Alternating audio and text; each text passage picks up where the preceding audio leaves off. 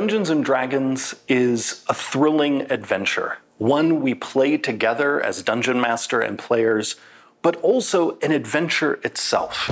Now, we stand at the start of a new generation of Dungeons & Dragons, and today we're going to introduce some of what's in store for us as we embark on an initiative that we call One D&D.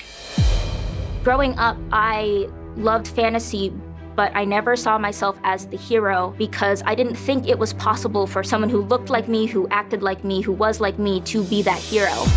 We want to continue to reach out to folks who are interested in fantasy, who love storytelling, who enjoy spending time with their friends and creating these collective stories that they can remember for years to come. D&D's been around for 50 years, and there's very little that persists that long that becomes generational, that people can really just not only share, but literally hand down to their kids. What we want to do is just add to that legacy. We did a smart thing with 5th edition by listening to the fans. And what came out of that process was a system that is stable, that is well-loved, that incorporates the best elements of earlier editions. Now that we have that, we are no longer in the position where we think of D&D as an addition.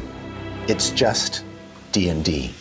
5th edition is a rule set that has worked for so many people and has brought so many new and exciting folks into the game. It's more important for us to continue to cultivate and respect and love what it is, that the world has told us is working for them.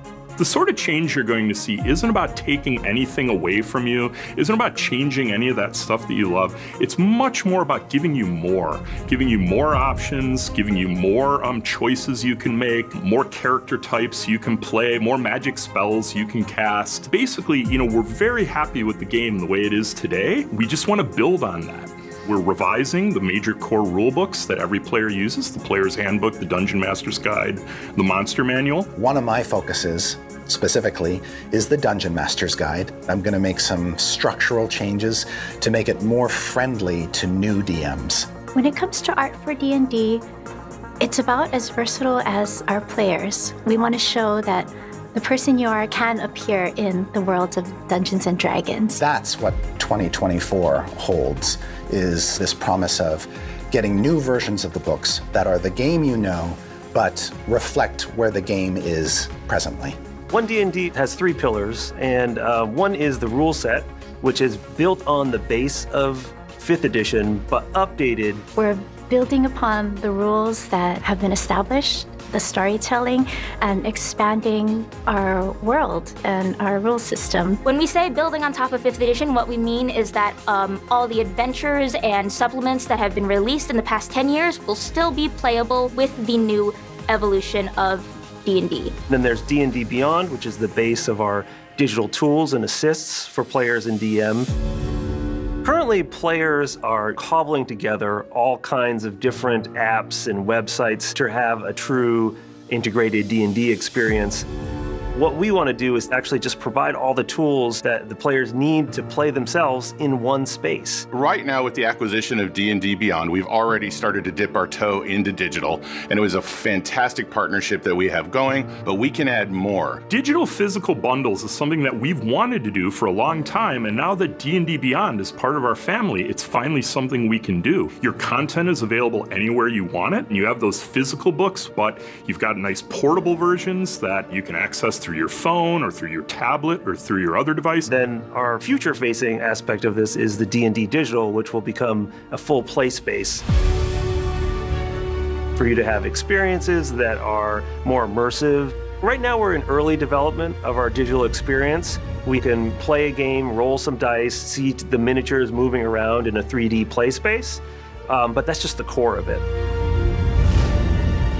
We chose the Unreal Engine for several reasons. Reason number 1, make it look dope. That's the first thing. Number 2 is take care of the lazy DM, because we're all lazy DMs. Ease of use means being able to access all of the tools that you need in order to get the adventure started. So we use the camera technique called tilt shift.